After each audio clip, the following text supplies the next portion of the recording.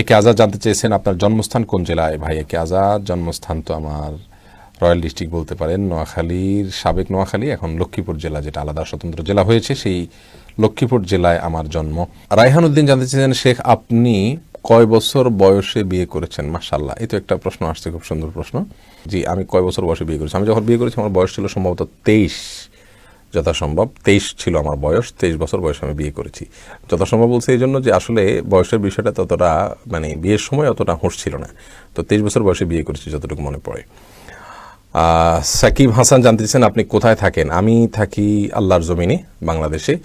এই মুহূর্তে আছি ঢাকা শহরের অদূরেই নারায়ণগঞ্জের চিটাগাং রোডে। আমি এখানে বসবাস করি এবং এখানে আমার অফিস, স্টুডিও, মাদ্রাসা, মসজিদ, বাসা সব কিছু এখানে। এটা ঢাকা চট্টগ্রাম মহাসড়কের উপরে চিটাগাং রোড একটা বাস স্টপেজ আছে, যেখান থেকে আদমজি রোড বা সিদ্ধিরগঞ্জ রোড আছে। চিটাগাং রোড বাস স্টপেজ থেকে ওয়াকিং ডিস্টেন্স। ভূমিপল্লী আবাসন বলে, ভূমি মন্ত্রণালয়ের কর্মকর্তা কর্মচারী সমিতির একটি আবাসন প্রকল্প, এটার ভেতরে আমি থাকি এবং এর ভিতরে একটাই মসজিদ আছে, সেখানে জুমা সালাত পড়ে। ধন্যবাদ ভাই সাকিব। জানতে চেয়েছেন ব্যক্তিগত বিষয়। হাসিব ইব্রাহিম জানতে চান আপনার শিক্ষা জীবন নিয়ে কিছু বলুন। আমি পড়েছি ভাই হাসিব মাদ্রাসাতে, কয় মাদ্রাসাতেই পড়েছি পুরি, টোটালি শুরু থেকেই, একদম একেবারে শুরু বলতে পারেন মাইজদিতে, নোয়াখালী জেলার মাইজদিতে, বোধহয় আপনার শ্রীনারায়ণপুর সম্ভবত একটা গ্রাম, সেখানে দানামিয়ার মাদ্রাসা নামে একটা মাদ্রাসা ছিল, একেবারে হাতেখড়ি। সেখানে আমার বাবার ব্যবসা ছিল চৌমুহানিতে, মাইজদিতে ক্রোকারিজের ব্যবসা ছিল। আব্বার এক বন্ধু ছিলেন সেখানকার ওস্তাজ, আমার ওস্তাজ পরবর্তীতে, তো তার মাধ্যমে ওখানে হাতেখড়ি হয়, মাদ্রাসার হাতেখড়ি। এরপরে ওখান থেকে আমি চলে আসি চন্দ্রগঞ্জ, নোয়াখালী জেলার চন্দ্রগঞ্জের আপনার দোয়ালিয়া গ্রামে একটা বড় মাদ্রাসা, দোয়ালিয়া মাদ্রাসা বলে, সেখানেও প্রাথমিক স্তরে পড়াশোনা করি, 1 বছর বোধহয় সেখানে ছিলাম। এরপরে দুষ্টমি মাথায় চড়া দিয়ে উঠে, যার কারণে মাদ্রাসা থেকে একরকম বলতে পারেন ভেগে যাই বাসাড়িতে। তারপরে আমাকে আমার ওই প্রথম যে উস্তাজের মাধ্যমে মাদ্রাসায় গেছি, হজ মৌলানা নুরুদ্দিন সাহেব হাফিজাহুল্লাহ, তার মাধ্যমে আমাকে তিনি বলেন যে হাতিয়াতে নিয়ে যেতে, কারণ সেখানে দুষ্ট ছেলেরা গেলেও ফেরেশতা হয়ে যায়। ঠিকই হাতিয়া দ্বীপে একটা মাদ্রাসা ছিল, ফজলুল উলুম মাদ্রাসা, হাতিয়া রসুল রহমাহুল্লাহ, মুফতি ফজলুর রহমাহুল্লাহ, তার কাছে মিজান এবং নাহবির আমি পড়ি। অসম্ভব রকমের ভালো একজন নেক মানুষ ছিলেন। সত্যি তার সান্নিধ্যে যাওয়ার পরে আমারও সব দুষ্টামি বন্ধ হয়ে গেছে এবং জীবনের মোহ সেখান থেকে পরিবর্তন হয়ে গেছে।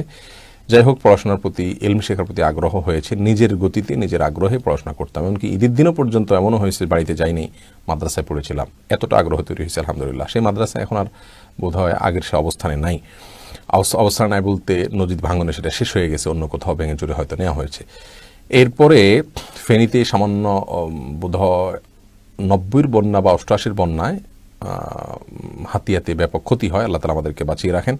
তখন আমরা চলে আসি হাতিয়া থেকে ফেনীতে, সামান্য কয়েক মাস, ভাঙা মাস, সেখানে একটা মাদ্রাসায় ছিলাম এবং সেখান থেকে লালপোল থেকে অদূরেই সে মাদ্রাসায় কিছুদিন থাকার পরে আমাদের উস্তাজ তিনি পাঠালেন হাটহাজারিতে। হাটহাজারি মাদ্রাসাতে ছিলাম দীর্ঘদিন না, 2 বছর।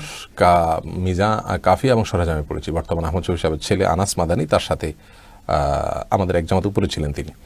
যাই হোক, এরপরে সেখান থেকে আমি বেফাকে পরীক্ষা দেওয়ার জন্য, কয়মাসা বোর্ডে পরীক্ষা দেওয়ার জন্য বাইরে চলে আসি। যশোর দোয়াটা মাদ্রাসা যাই, দাওরা হাদিস পর্যন্ত সেখানে পড়ি এবং সেখান থেকে আলহামদুলিল্লাহ আমি বেফাকে পরীক্ষা দিই, বাংলাদেশে 2য় স্ট্যান্ড করি, দাওরা হাদিসে মেশকাতে 3rd স্ট্যান্ড করি, এর আগে 10 স্ট্যান্ড করি। তারপরে ইফতা পাওয়ার জন্য খুলনা দারুল উলুমে চলে যায়। মাঝে নাজিরহাট চট্টগ্রাম মাদ্রাসাতেও কিছুদিন ছিলাম। অনেকগুলো মাদ্রাসা ঘোরা হয়েছে আমার। হাফিজুর রহমান জানতে চেয়েছেন শেখের আকিদা সম্পর্কে কিছু বলুন। আমার আকিদা হলো ভাই আহলুস সুন্নাত ওয়াল জামাআতুল আকিদা, সালাফে সালেহিন আকিদাকে আমি পোষণ করি। আমি মনে করি সালাফে সালেহিন যে আকিদা লালন করেন সেটাই হলো মুসলমানের জন্য সবচেয়ে নিরাপদ আকিদা। অন্য যে কোনো আকিদার ভেতরে আপনার অন্য যত পদ্ধতিতে আমরা আকিদা প্রমাণ করি সেগুলোর ভেতরে এতটা নিরাপত্তার নিশ্চয়তা নাই যতটা নিরাপত্তার নিশ্চয়তা আছে সালাফে সালেহিনের। অর্থাৎ কোরআন এবং সুন্নাহ হলো আকিদার মূলসূত্র এবং বিশুদ্ধ হাদিস এবং কোরআন কারীম, এই মূলসূত্রকে বুঝতে হবে সালাফের বিশ্বাস অনুযায়ী, আহলুস সুন্নাত জামাতের বিশ্বাস অনুযায়ী।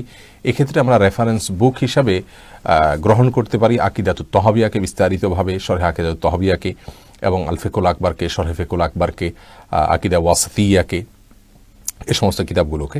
যার কারণে এই সমস্ত আকিদা একজন মুসলিমের শেখা উচিত, বোঝা উচিত, জানা উচিত এবং সালাফে সালেহিন বা পূর্বসূরি তাদের যে আকিদা, এই আকিদাই হলো আমার আকিদা। সাহাবা ইকরামের যে আকিদা, তাবিদিন যে আকিদা, সে আকিদাই নিরাপদ এবং সে আকিদাই আমি লালন করি আলহামদুলিল্লাহ। এমনি মেহেদী হাসান সজল জানতে চাইছেন, আপনার পেজটা আপনি নিজে একা চালান নাকি অন্য কোনো জনের সাহায্য নেন? ভাই মেহেদী হাসান, এই পেজের কাজ আপনারা দেখেন কত কাজ। আসুন্নাহ ফাউন্ডেশনের স্টুডিও এবং মিডিয়া বিভাগ দাওয়াতি কাজ পরিচালনার জন্য আলহামদুলিল্লাহ আমার সাথে আরও 2-3 জন ভাই আছেন যারা নিরলস কাজ করে যাচ্ছেন। তারা অ্যাডমিন হিসাবে আছেন।